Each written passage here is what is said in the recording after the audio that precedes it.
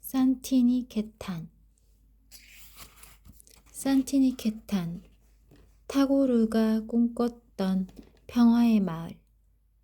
성 아우구스투스는 세계는 한 권의 책이고 여행하지 않는 것은 책장을 넘기지 않는 것과 같다고 했다. 나는 30여 년 전에 그 책의 첫 장을 열었다. 거기서 인도를 만났다. 그리고 다음 페이지를 넘기기도 전에 인도라는 그 첫 장에 멈춰서 오랜 시간을 보냈다. 물론 나중에 몇 페이지를 더 듬성듬성 넘기기는 했으나 다시 인도라는 페이지로 돌아와야만 했다.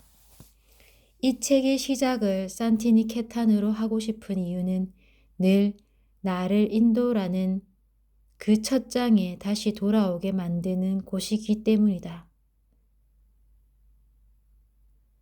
나는 1987년 1월 3일 인도 콜카타의 전이름에 도착했다.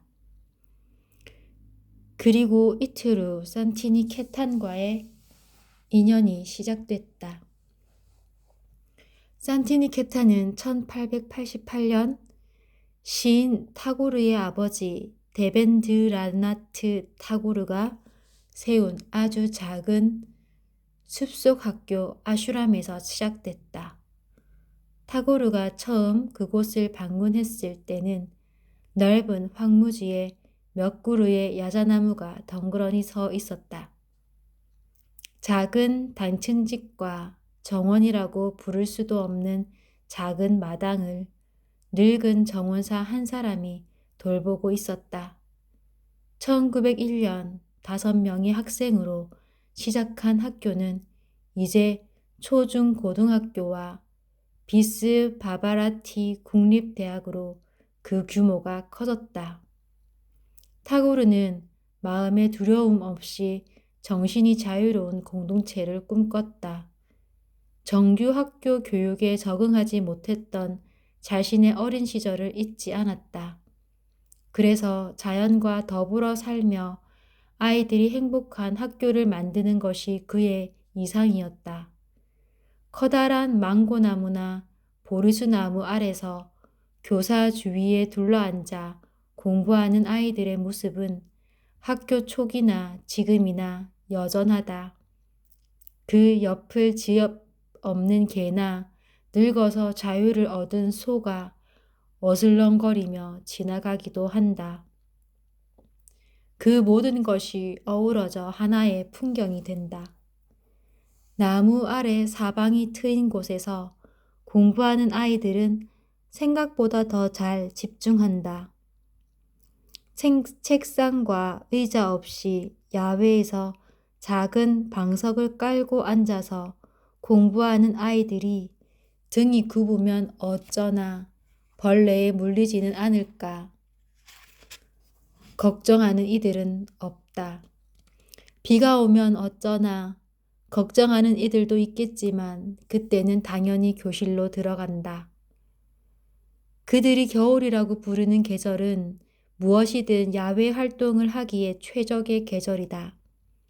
아이들은 겨울의 특정한 날 저녁 학교 마당에 둥그렇게 촛불을 밝히고 그 주위에 모여서 타고르가 만든 노래 몇 곡을 부르고 집으로 돌아간다. 그 의식을 경험한 선배들도 전통 의상을 입고 와서 동참한다. 노래가 끝나도 집에 돌아가지 않은 몇몇 아이들과 교사들이 촛불 주위에서 이야기를 나눈다. 특별한 인사말이나 순서도 없이 시작되는 그 겨울밤의 의식은 정해진 시간에 아이들이 모이면 시작되고 아이들의 노래 몇 곡이면 끝난다. 가로등이 별로 없는 산티니케탄의 밤은 달빛이나 별빛에 의지한다. 어두워지면 집으로 돌아가고 한밤중에는 달빛에 의지하고 별을 쳐다보게 되는 그곳의 밤은 아름답다. 그런 달밤에 학교 마당에 모여 촛불을 밝히고 그 주변에 둘러서서 함께 노래를 부르고 밤길을 약간 걸어서 집으로 돌아갈 때 아이들은 어떤 기분일지. 산티니 케탄의 아이들은 어떤 축제든 시작하기 전날 한밤중에 모인다.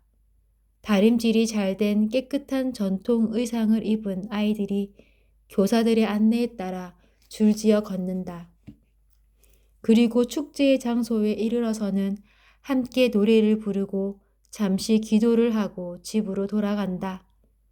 그날이 겨울밤이어서 약간 춥지만 도착지에서 학부형이나 교사들이 뜨거운 차나 간식을 제공하지 않아도 아이들은 친구들과 함께 달밤에 걸은 기억만으로도 행복하다. 어쩌면 아이들은 그런 순간이 주는 소중함을 그때는 모를지도 모른다. 그저 달밤의 짧은 외출이라고 생각할 수 있지만 다시는 오지 않을 그 순간을 친구들과 함께한 기억은 마치 기도처럼 소중하다. 그 아이들이 자라서 부조리한 현실에 좌절하거나 고통에 처할 때 치유받을 수 있는 기억의 보물창고가 그렇게 하나둘 채워진다.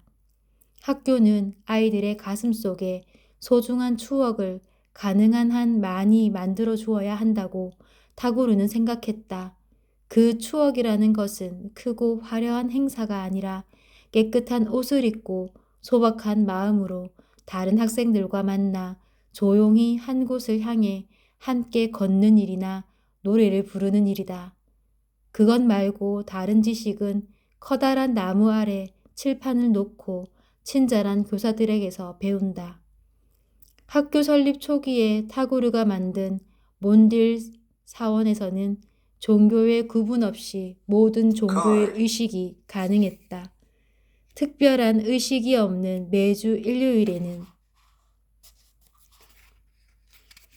시 낭송회가 열린다. 아침 6시 30분경 시작되는데 원하는 이는 누구나 참석할 수 있고 초등학생들이 번갈아 가며 참석한다. 몬딜 내부의 바닥에는 알포나 신성한 의식과 축제 때 바닥에 그리는 장식, 모양이 그려져 있다. 작고 나지막한 대리석 탁자는 주변에서 갓 따온 신선 싱싱한 한련꽃으로 장식한다. 향이 피워지고 시타르 인도의 전통 현악기와 타블라 인도의 타악기 연주와 함께 시 낭송회가 시작된다. 주로 고대의 시인이나 타고르의 시가 낭송되는데 아이들은 조용히 집중한다. 학교를 졸업하고 타지로 나가서 살다가 오랜만에 학교를 찾아온 졸업생들은 어김없이 이 아침 몬딜 의식에 참석한다. 머리가 하얗게 센 졸업생들이 어린 후배들과 함께 앉아있는 모습을 보는 것만으로도 가슴이 벅차다. 그 순간은 나이 든 졸업생들이 가슴속 저 밑바닥 먼지가 뽀얗게 내려앉은 보물창고의 문을 여는 순간이기도 하다. 아니, 어쩌면 어린 시절처럼 또 다른 추억 하나를 담아가는 소중한 순간일 것이다. 산티니 케탄의 학교는 여러 가지가 독특하다. 수업은 가능하면 나무 아래 그늘에서 하고 학교의 모든 건물은 주변 자연과의 조화를 위해 3층을 넘지 않아야 한다.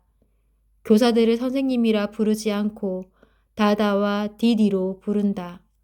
다다는 오빠나 삼촌, 디디는 언니나 이모를 부르는 호칭이다.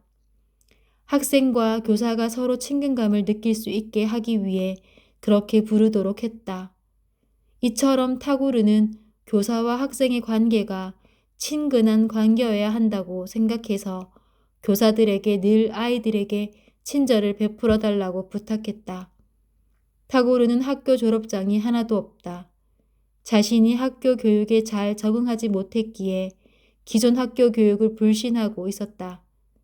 산티니 케탄에 학교를 세우기 전에는 자식들을 학교에 보내는 대신 집에 가정교사를 두고 가르쳤다. 타고르가 아들의 문학 교사 찬드라 로이에게 보낸 편지 내용을 보면 문학 수업이 아들을 성숙한 인간으로 만들어 주기를 기대했음을 알 수 있다. 그 애가 내 등 뒤로 펼쳐진 푸른 하늘 아래 넓은 대지를 느끼고 그것이 바로 신의 창조물임을 깨달을 수 있게 되기를 바랍니다.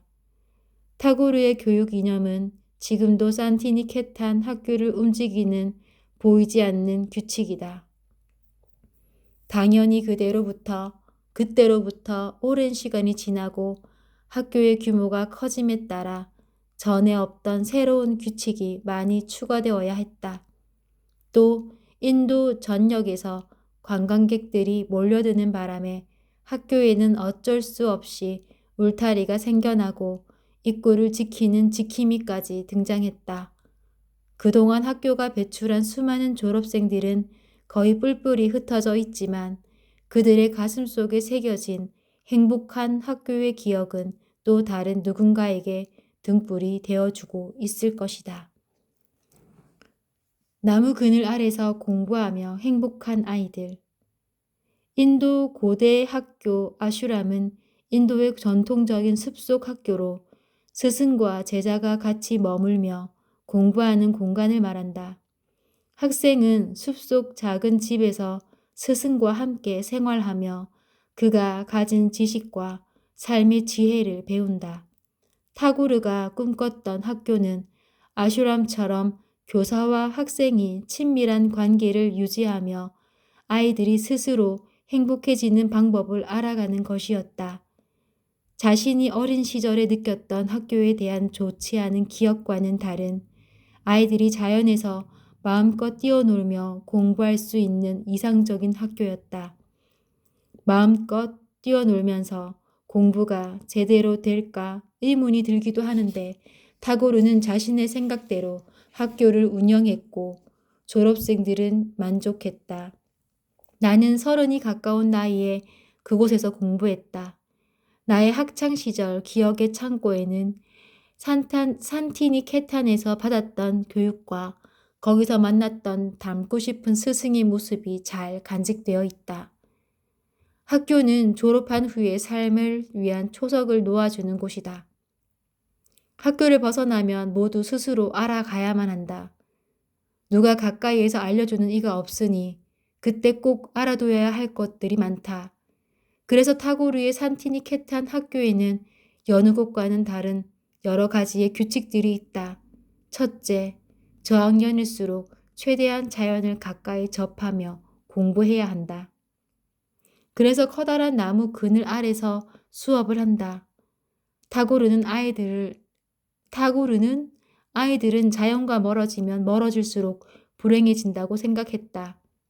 둘째, 자연과의 조화를 위해 3층까지만 건물을 지을 수 있다. 셋째, 초기 학교에서는 시험이 없었다.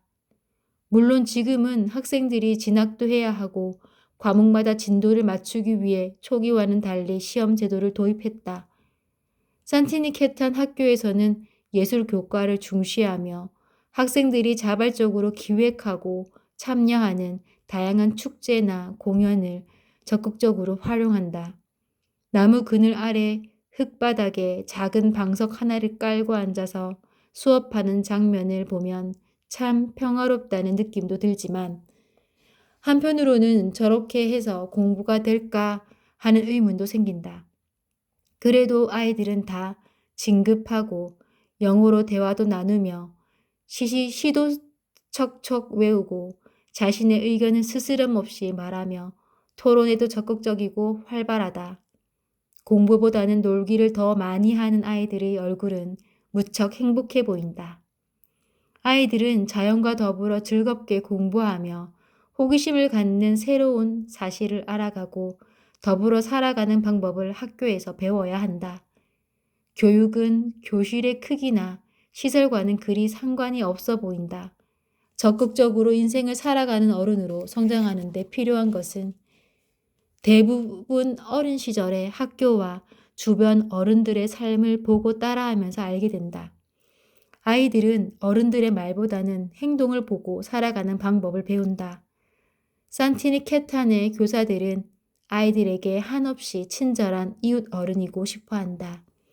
교사는 학생들에게 마치 이모나 삼촌 같은 친근한 모습으로 대하며 아이들도 그런 교사들을 스스럼 없이 대한다. 부러운 모습이다. 아이들은 시를 외우고 연극을 공연하며 서로를 알아가고 자연 속에서 흙을 만지며 태양의 소중함을 알게 되고 바람을 느끼며 작은 벌레나 들풀 하나에도 소중한 생명이 깃들어 있다는 것을 배운다. 생명 있는 모든 것들과 사이좋게 살아가는 삶의 가치를 알아가는 것이다. 웬만한 불편함은 별로 개의치 않고 견디며 자신이 좋아하는 것을 찾아내고 그렇게 천천히 어른이 되어간다. 아이들은 어릴수록 흙을 만지고 장난치며 친구들과 접촉하면서 많은 것들을 스스로 알아간다. 언어와 책으로 가르쳐 줄 수 있는 것 이외에도 아이들 스스로 알아가야만 하는 것들이 너무나 많은데 정작 그것들을 알지 못하고 빨리 어른이 된다는 것은 불행한 일이다. 해가 뜨고 꽃이 피어나고 열매가 맺히며 새들이 지저귀고 계절이 바뀌는 것을 느끼는 것이 얼마나 소중한 것인지, 또 모두와 더불어 살아가는 삶이 얼마나 소중한지, 그래서 자신이 꼭 최고가 아니어도 행복해질 수 있는 일들이 얼마나 많은지 스스로 찾아가도록 아이들에게 자유를 주고자 하는 것이 타고르의 생각이었다. 그 자유는 바로 시간이다. 아이들만의 시간. 아이들이 자연과 가까이에서 생활하면서 스스로 알아가도록 가만히 놓아두는 것이다. 아이들이 자신의 삶을 충실하게 만들기 위해 내면으로부터 자양분을 끌어내 세상에 온전한 뿌리를 내리려면 시간이 필요하다. 어른들은 좋은 환경을 만들어주고 지켜보며 기다려주어야 한다. 타고르의 산티니케탄 학교는 지식을 많이 가르치는 것보다 아이들이 스스로 행복하게 살아가는 방법을 알아가도록 자유로운 시간을 많이 갖게 한다. 그래서 아이들이 행복한 학교이다. 아침을 여는 새들의 노래. 산티니케탄의 아침은 새들의 노래로 시작한다. 아침 5시경 가까운 곳에서 소프라노가 목소리를 다듬는 듯 고음의 새소리가 들려온다. 아, 노래를 시작한다. 이어서 조금 낮은 새소리가 화음을 맞춘다. 그러면 멀리서 산비둘기들이 둔탁한 코러스로 거둔다. 이렇게 새들이 가까이에서 또 멀리서 서로 화음을 맞추는 동안 서서히 태양이 떠오른다. 매일 아침이 이렇게 시작되는데 새들의 노래는 하루도 같을 날이 없다. 그 새들 가운데 늘 구글리를 부르는 새가 있다. 매일같이 구글리를 애타게 부른다.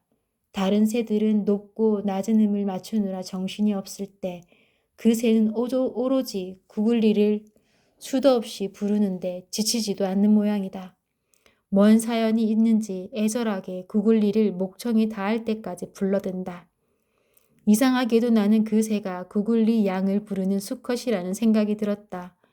구글리 군보다는 구글리 양이 훨씬 더 어울리기 때문이다. 아쉽게도 그 새는 모습을 드러내지 않아서 어떻게 생긴 새인지 볼 수 없다. 참새들은 단체로 화음을 맞추는데 고음의 새가 길게 목청을 뽑으면 잠시 그 틈새를 노려서 지저긴다. 새들의 노래를 듣다 보면 어디서 끼어들어야 하는지를 정확히 아는 그들의 탁월한 감각이 신기하기만 하다. 함께 만나서 같이 리허설 한번 해보지도 않고 이처럼 매일 아침 새로운 곡을 합창한다. 나는 그 멋진 새들의 노래를 매일 아침 공짜로 듣는다. 정확히 말하면 정원의 나무들을 애써서 다듬지 않고 정글로 방치한 집주인 아저씨 덕분이기도 하다. 나의 산티니케탄 친구들은 내가 머무는 집 주인이 욕심이 많다는 것을 다 잘 안다. 그래서 두어 달 있다 가는데 문제가 없는지 늘 묻는다. 주인이 다른 집보다 집세를 많이 받는 것은 사실이다. 그래도 나는 이른 아침 멋진 새들의 합장을 들으면서 아침을 시작하는 것이 무척 즐겁다. 매일 저녁 잠자리에 들면서 내일은 새들이 어떤 노래를 들려줄지 기대한다. 또 한 가지 이 집의 장점은 모든 창문에 방충망이 쳐 있다는 점이다. 겨울이 끝나면 모기가 그렇게 많은데도 인도 사람들은 창문에 방충망을 설치하지 않는다. 물론 모기장을 치고 자기는 하지만 유난히 이 집에 새들이 많이 찾아드는 것은 집주인이 제때 나무에 가지치기를 하지 않고 정원을 정글로 유지하기 때문이다. 많은 꽃들을 심고 잔디를 잘 다듬은 정원이 부럽지 않은 것은 하루 종일 새들의 노래를 들을 수 있기 때문이다. 그래서 나는 집주인 아저씨의 그 욕심을 한편으로 고맙게 생각한다. 뭐든 다 쓸모가 있는 말은 사실이다.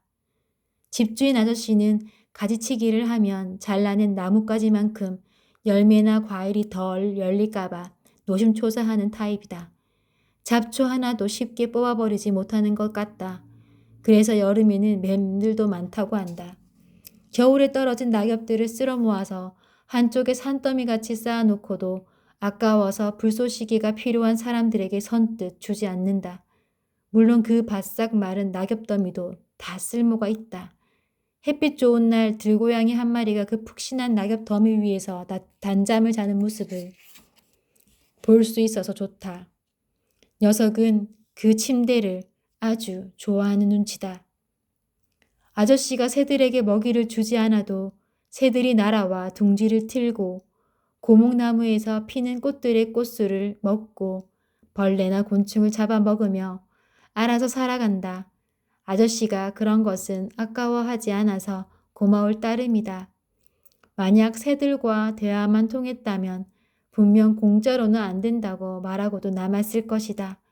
집주인이 새들의 언어를 몰라서 천만 다행이다. 그는 절대 종이 한 장, 비닐 한 장 쉽사리 버리지 않는다. 그래서 집 구석구석은 오래된 물건으로 가득 차 있다.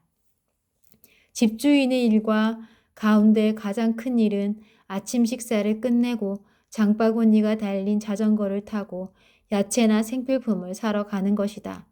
가장 중요한 일과이다. 그의 아내는 남편이 사오는 야채들로 향신료를 잔뜩 넣어서 다양한 음식을 만든다. 내가 두어 달간 머무는 동안 아주머니는 한 번도 외출한 적이 없다. 아저씨의 또 다른 일과는 매일 아침 정원사가 하는 일을 이것저것 참견하는 것이다. 또한 그는 오후 4시경 티타임이 가까워지면 나의 동태를 파악하러 온다. 그리고 내가 외출이나 산책을 할 것인지 언제쯤 차를 마실 것인지 알아보고 돌아간다. 나는 외출 시에는 집주인이나 그의 아내에게 보고를 한다. 내가 밖에서 돌아와야 그들의 하루 일과가 끝나기 때문이다. 계절에 따라 새들의 노랫소리가 달라지는 것은 당연하다. 40도를 웃도는 한여름에도 새들은 여전히 노래하지만 그때의 노래는 절귀에 가까울 만큼 처절하다. 다른 계절 노래에서 느껴지는 품위와 우아함보다는 비가 좀 내렸으면 좋겠어. 정말 힘들어. 라고 애절하게 기도하는 눈치다. 그렇게라도 새들이 작은 목소리로 지저귀는 것도 기특하다. 몇 달을 그렇게 처절하게 노래 불러야만 비부림이 몰려올지 새들은 잘 알고 있다. 그때까지 참는 것이다. 인도 사람이나 새나 모두 참는 데는 선수들이니까. 산티니케탄의 새들은 꽃술을 먹는다.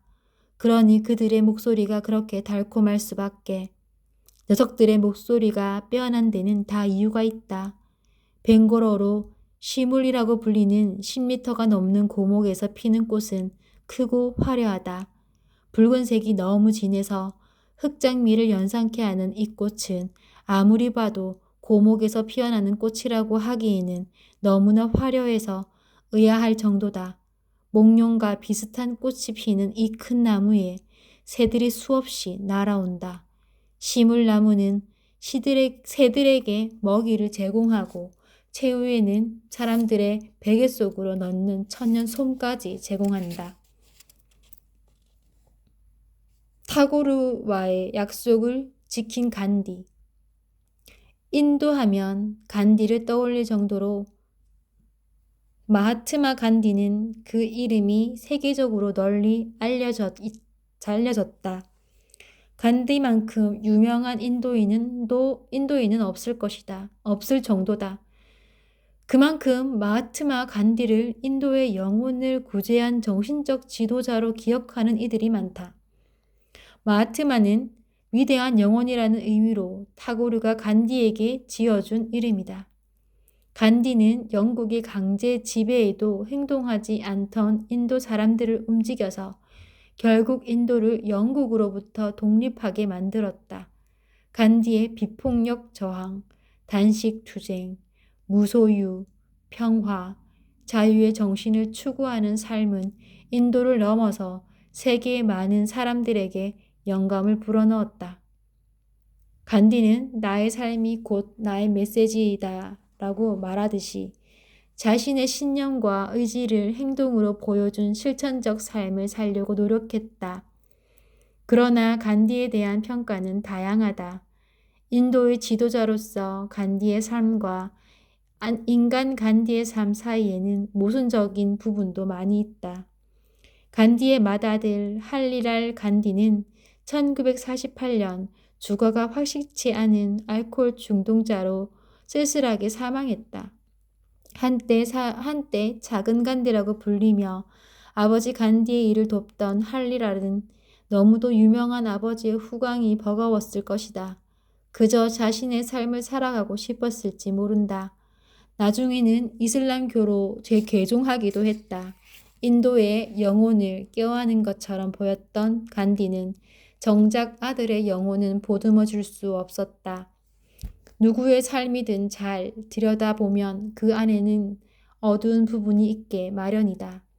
그러나 간디는 자신의 내면에서 어둠을 걷어낼 만큼의 밝음과 그 빛으로 다른 이들을 비추는 영적인 힘을 이끌어낸 위대한 사람임이 틀림없다. 간디는 평범한 중산층 가정에서 태어났으며 어린 시절에는 그저 평범한 아이였다. 학창 생활은 보통의 아이들이 경험하는 그것과 다르지 않았는데 다만 간디는 남들 앞에서 말하는데 소질이 없었다. 서구 문화에 관심이 많았던 간디는 영국에서 법학을 공부하고 돌아와 봄베이, 뭄바이의 전 이름에서 법률가 생활을 시작했으나 성공적이지 못했다. 어린 시절 그의 약점이었던 연설이 또 문제였다. 법관으로서 권위 있게 말하는 것이 어려웠던 것이다. 남아프리카로 가서 변호사로 활동했으나 역시 성공적이지는 않았다. 그러나 그 무렵이 간디에게는 여러 사상가, 철학자, 시인의 사상을 통해 생각의 깊이가 형성된 시기였다. 주로 토머스 칼라일, 래프 월도 에머슨, 헨리 데이비드 소로, 고팔 크리슈나 코칼레, 타고르로부터 많은 영감을 얻었다. 남아프리카에서 몇 년을 보내고 1915년 다시 인도로 돌아왔을 때 간디는 자신이 인도를 위해 무엇을 해야 할지 알게 된다. 영국의 지배 아래 숨죽이며 사는 무지한 인도 사람들을 깨어나게 만드는 일이 바로 자신의 일이라고 생각한다. 영적인 삶을 살았던 인도 성자들이 그랬던 것처럼 비폭력, 무소유, 기도, 명상, 인간애를 실천하려고 노력했다. 그러나 그는 은둔형의 성자가 아니라 뛰어난 기획자이자 실천적 활동가였다. 간디는 수많은 저술과 편지, 비폭력과 무소유, 기도와 명상을 하면서 물레를 돌려 시를 잣듯이 낮은 자세로 대중에게 호소했다. 간디는 인도의 대중을 움직이기 위해 무엇이 필요한지 정확히 알고 있었다. 그것은 바로 다양성과 정통신을 향한 기도와 명상, 다양한 계층을 이루는 평등과 자유라는 것을. 타고르는 1920년에 미국 기자와 간디에 관한 아주 흥미로운 인터뷰를 했다. 타고르는 이렇게 말했다. 간디에게 인도에서 가장 값비싼 왕자를 내줘도 그는 거기에 앉기를 거절할 것이다. 하지만 그 의자에 박힌 보석들을 팔아서 빵이 필요한 이들에게 나눠줄 것이다. 미국이 가진 모든 부를 그에게 준다 해도 그것을 거절할 것이다. 아니면 그 부를 인류애를 위해 필요한 곳에 주려고 할 것이다. 만약 누군가 나의 목을 비틀면 나는 살려달라고 소리칠 것이다. 그러나 간디는 소리치지 않을 사람이다. 오히려 웃으며 그에게 기꺼이 목숨을 내어줄 사람이다. 이것이 내가 알고 있는 간디이다. 간디의 비극적 운명을 예감이라도 한 듯한 말이었다. 타고르는 1913년 노벨 문학상을 수상하게 됐다는 정보를 받고 당분간 산티니케탄 학교에 돈 걱정은 없겠군요 라고 했다. 타고르는 비스 바바라티 학교를 위해 전 재산을 털어넣었고 심지어 타고르의 아내는 결혼 예물로 받은 귀금속을 모두 팔아서 학교 재정에 보태기도 했다. 이처럼 학교는 늘 재정적인 문제에 시달려야만 했다. 1933년 무렵 학교의 재정이 거의 바닥을 드러냈다. 학교를 도와주는 몇몇 독지가들도 있었지만 버티기 어려운 시기였다. 타고르는 인도 내 몇 군데 도시를 돌며 후원을 요청해 보았으나 결과는 실망스러웠다. 마지막으로 용기를 내서 간디에게 편지를 보냈다. 친애하는 간디 선생님, 지난 30년간 모든 애정을 쏟아부은 나의 산티니케탄 학교가 이제 75세인 나에게는 너무 버겁기만 합니다. 우리 국민들이 가장 신뢰하는 당신이야말로 나의 이 고민을 해결해 줄 수 있는 유일한 사람입니다. 이 학교가 앞으로도 정상적으로 운영되어야 하는 이유를 인도인들에게 납득시킬 사람은 오직 간디 당신밖에 없습니다. 이제 나의 건강이 허락하는 시간도 얼마 남지 않은 것 같습니다. 이 편지를 받은 간디는 곧바로 타고르에게 학교를 위해 할 수 있는 일을 찾아보겠다는 답장을 보냈다. 그러고 나서 간디는 너무나 바쁜 정치 일정 속에서 몸살로 알아눕게 되었다. 그러나 간디로부터의 연락을 애타게 기다리던 타고르는 뭔가 행동을 해야만 했다. 학교에 당장 6만 루피의 돈이 필요했기 때문이다. 타고르는 학생들이 겔커타에서 무대에 올린 춤극 치트랑가다가 성황리에 끝난 것을 기억해냈다. 그래서 몇몇 도시를 돌며 그 극을 상연할 계획을 세웠다. 마지막 공연 장소인 델리에서 간디를 만나게 됐다. 타고르의 사정을 들은 간디는 헤어지면서 최선을 다하겠다고 말했다. 그리고 돈이 구해지면 제발 나머지 일정을 취소하고 산티니케탄으로 돌아갈 것을 요청했다. 타고르의 나이 76세였다. 곧 인편을 통해 타고르에게 필요한 돈 6만 루피와 함께 독지가의 편지가 전달됐다. 타고르는 극을 예정대로 상연하고 조금은 가벼운 마음으로 산티니케탄으로 돌아갔다. 그리고 얼마 지나지 않아 타고르는 학교 기금 조성을 위한 후원자를 모으기 위해 또다시 몇 군데 도시를 방문할 계획을 세우고 간디에게 편지로 그 계획을 알렸다. 그러자 간디는 타고르에게 제발 델리 공연과 같은 구걸 원정에 나서지 않기를 정중히 요청하는 답장을 보냈다. 그 구걸 원정이라는 말에 타고르는 적지 않은 상처를 받는다. 그래서 바로 간디에게 답장을 보냈다. 친애하는 간디지. 당신은 나의 최근의 행동들을 그저 단순히 재정을 확보하려는 얄팍한 수단으로 생각하시는군요. 나의 학생들이 델리에서 상연한 극은 그저 단순히 입장료를 벌기 위한 수단이 아니었습니다. 학생들이 그 극을 위해 들인 애정과 노력은 돈으로 그 가치를 매길 수 없습니다. 우리 인도인들은 고대로부터 문학과 극을 사랑하면서 서로 소통해 왔습니다. 그런 의미에서 나는 당신의 펜으로 쓴 구걸 원정의 의미를 받아들일 수 없음을 정중히 알려드립니다. 타고르의 편지를 받은 간디는 너무나 부끄러워서 즉시 답장을 보냈다. 타고르 선생님, 당신에게는 저의 마음을 오해하셨습니다. 당신의 신념과 창작은 이미 전 인도인들에게 자부심을 심어주고 있습니다. 제가 썼던 그 구걸 원정의 의미는 연로하신 선생님께서 더 이상 대중 앞에서 고개 숙여 기금을 모금하지 않으셨으면 좋겠다는 의미였습니다. 이 편지가 저에 대한 오해를 풀기를 희망합니다. 간디의 이런 마음을 읽은 타고르는 간디를 산티니케탄으로 초청했으나 간디의 바쁜 일정으로 여의치 않았다. 1937년 10월 26일 타고르와 간디는 캘커타에서 다시 만났다. 간디는 타고르에게 산티니케탄 학교 문제를 잊지 않고 있으며 최선을 다하겠다고 약속했다. 하지만 바쁜 정치 일정으로 지친 간디는 또다시 병석에 누웠다. 간디는 병석에서 비서에게 1만 3천 루피 수표와 편지를 타고르에게 보낼 것을 지시했다. 간디의 마음을 받은 타고르는 이 고마운 마음을 언어로 표현할 길이 없기에 신의 축복이 있기를 바란다는 답장을 보냈다. 이렇게 타고르와 간디는 서로를 알아갔다. 그리고 마침내 1940년 2월 17일 간디가 타고르의 산티니케탄을 방문했다.